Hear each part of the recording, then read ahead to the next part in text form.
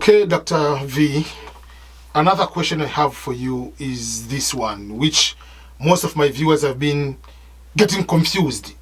Is the issue of life insurance.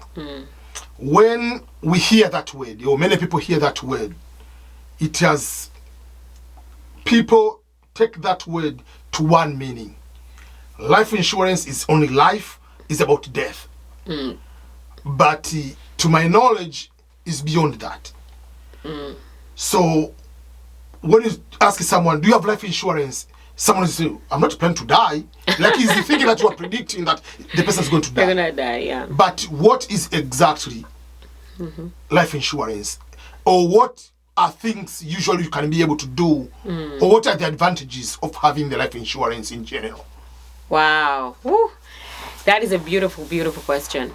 You know, it's interesting, Ernest. You won't believe it, but I think in the financial world, I've dealt with so much from understanding taxes and real estate and so many different things. But life insurance is something that's very dear to my heart after I got to understand what life insurance is. You know, I think number one with life insurance, it's not about buying life insurance, but it's about owning life insurance. There's a difference. Yes. Okay. Now, also, you cannot own something you don't understand. Yeah. So I feel like that's the gap there. A lot of people do not understand what life insurance. So in a very, very summarized way, the word insurance first, you need to understand what that means. Because insurance, all it means is a transfer of risk of loss. That's it. Because if you lose your cell phone today, maybe stop functioning, or it disappeared, but it's insured, guess what? You don't have to spend money out of your pocket. You transfer that loss to that insurance company to give you another phone. Exactly. If you get in a bad car crash today and your car is insured, guess what? You don't have to buy another car from out of pocket. You transfer that risk of the loss of that car, if it's totaled, whatever, to the insurance company to take care of the financial Before piece. you continue, the same, when you answer that question, add this one. Why people are okay to buy auto insurance, but they are scared to buy life insurance? Yeah, well, I think also it's because, you know, there's something called a depth perception issue. Exactly. Okay, so there's a terminology, it's called depth perception. A lot of middle class, we have a problem called a depth perception, meaning you're so good at looking at something and say, okay, this is, like, you have control over what you can see, right? And you always think that it's never going to be me, because you don't see yourself, do you? You really don't. But you forget that you are the one controlling everything else. So it's so easy to take account things that you can see and things that you can put your hands on, rather than things that are helping you being able to put those hands on. Does that make sense? Yeah. So that is why people say, oh my gosh, I spent $30,000 on that car.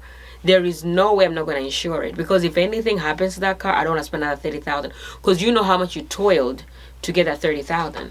You know, or let's say your house, the same thing. Nowadays, you can't even rent a space without a rental insurance, because if there was like a bad fire or something happening to that apartment, the apartment place doesn't even want you to, I mean, they don't want to, you know, have to pay for the losses. Instead, they want, you know, the insurance company to do that. So what about life insurance? Okay, people think it's all about replacing the item. No, it's about replacing the value of that particular item. So for instance, with life insurance, it's about the value. Okay, now value of what? The life of that thing, not the death. Yeah. Death insurance, you're covering like death expenses. Does that make sense? Funeral insurance, funeral expenses. So life insurance is about the value of the person. That's what people get the misunderstanding. Exactly. And also a lot of people don't understand that there are life insurance even for businesses and corporations and stuff like that. So you cannot say you need death insurance for a business. You still need life insurance, so you're covering the value of the business. Does that make sense? Yeah. That's where the gap is. Now, of course, the different kind of insurances out there. So let me talk about the personal ones as an example. So with personal ones, you have temporary ones and then you have permanent ones.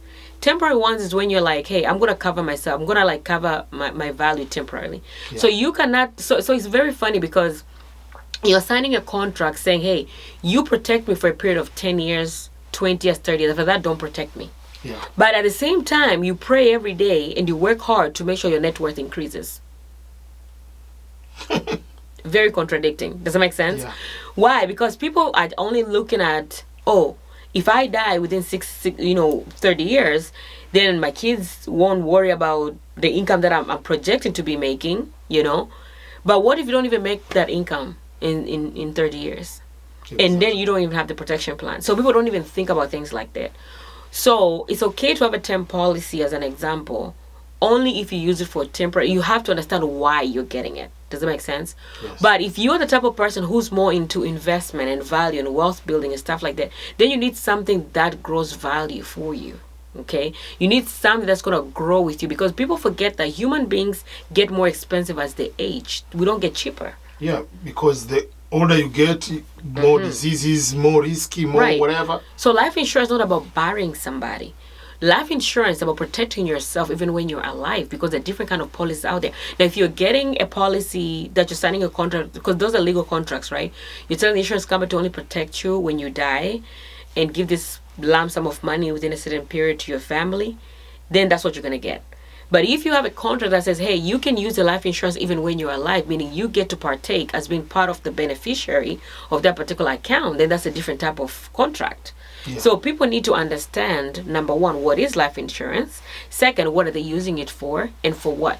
Example, if I'm a business owner and I own, let's say, a clinic or whatsoever, and then I say, hey, one day, if I can no longer, take care of this clinic or my business, my children is going to take care of it. What if your children does not want to continue your business?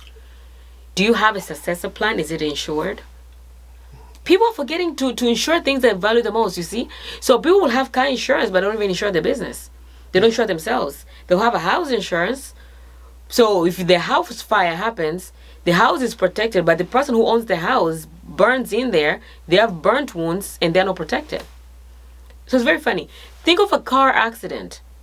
The car gets towed. It's protected. What about the person who owns the car?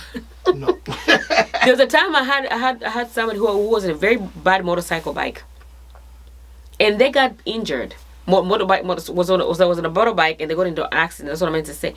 The motorcycle was injured, and they were injured too. But guess what? The motorcycle was protected, so they got towed, got replaced.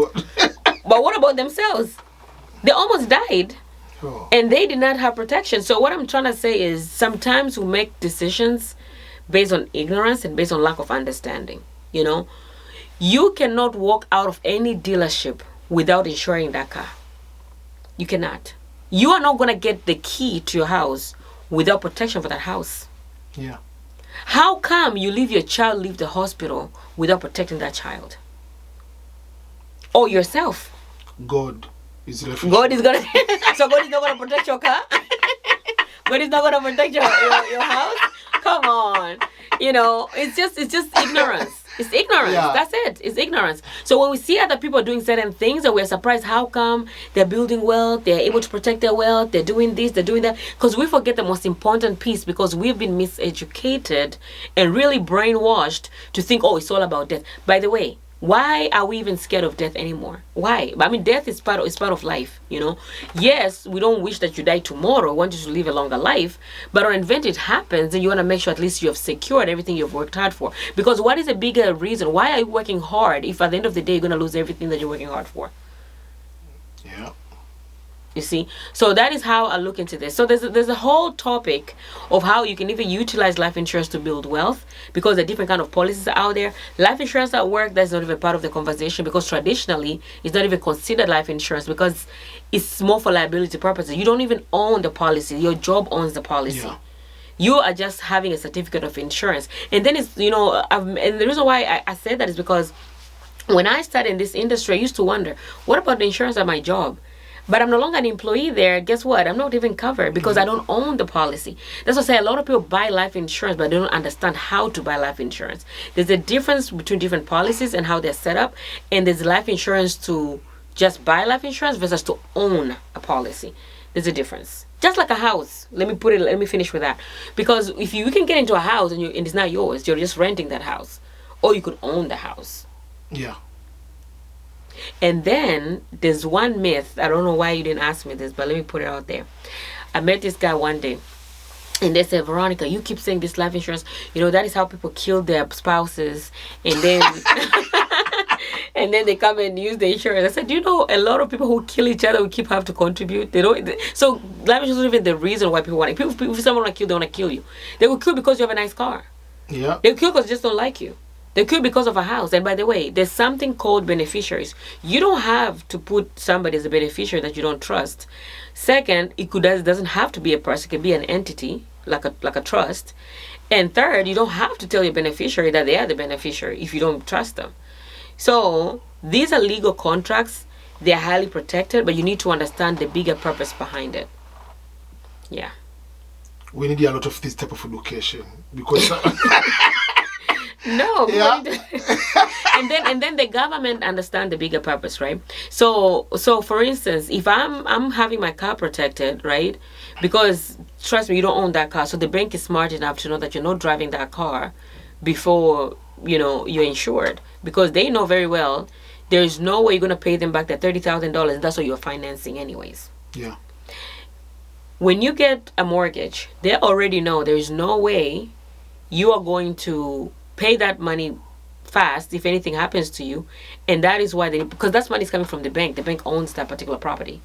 So the bank is smart enough to make sure you're getting insurance, but you are not smart enough to make sure you're insuring yourself. We don't see value for ourselves. We don't see value for ourselves. Yeah, that's the so there's a whole education, and that's why we also hold like virtual programs, Ernest, sometimes, weekly and stuff like that. So people need to, when they reach out, I'll be more than happy to share those as well. The education part, Ernest, is very, very important. And I feel like we could spend a whole day talking about insurance, and that is that's why it's the biggest industry in America. It's $1 trillion industry for a reason, right? So we have no control over anything in life, so we gotta make sure that we're smart enough to at least protect ourselves. I can add one more question on that. Mm-hmm. If someone wants to be expert like you, to get into the financial advising, life insurance business, and all those kind of things, what should they do? What are the process? Oh, wow. Because yes, we are going to share the form, people to write, to fill it so that they can be in touch with you. But I remind you again, people, you must be in the US or Canada. Yes. To be qualified for this one. So if you are out of these two countries, don't fill that form. So someone is in Alabama, someone is in Missouri, someone is in New York or California, is international student, or is just a green card holder, or is H1B or H2B visa, is a citizen. What should they do? Wow, that's a good question. As a matter of fact, I do encourage people to be in this type of industry, even if it's something that they're going to do part-time, because people are maybe having other hobbies and stuff like that to do. Reason being is not only to understand insurance, but rather to understand how the financial system works and how the American system works, so that they can take advantage of the system in so many different ways. But how can they get involved? It's super easy. So number one, you need to, of course, be licensed in your state. Which I'm licensed. Yes, congrats to you. It's funny because when you tell me you're licensed, I'm like, what? Yeah. So yes, so number one is definitely you need to be licensed in your state, of residence. And then after that, we will definitely teach, like, for instance, if you work with me, we offer like free mentorship classes. We have programs to match people's schedules where we show them where they can get more information on how to, if they're interested more on the business, on how they can grow their business. But at the same time, we have those people who are like more like financial ambassadors, where they come in, yes, and they're more like just to advocate for financial literacy. We have a different program for them as well. So it just depends if your goal is to just learn finances or to own a business financial service. We have program for both. So they can get in contact because everybody has different goals, and then when we get to sit down, I'll be able to assist them with that. And just FYI, just between 2023 to 2024, Ernest, we grew by 383%. Wow. Yes. Yeah. Congrats. So that means we're bringing a lot of change in the community, right? Especially in the diaspora, and we have people from all over the place, East Africa, West Africa, people even from other nationalities, and it's a game changer. Even American-born citizens, because the system is not only for immigrants. The system is actually it's middle class versus wealthy people. How do we bridge the wealth gap? That's what this is about. Yeah. Thank you so much. And the form is on the description or on the website ebmscholars.com/financial education. There will be a form there. You fill it, put all the information needed. It's just like a questionnaire where Dr. V will be able to get that form and will be able to get in touch with you. So thank you so much. Awesome. Thank you.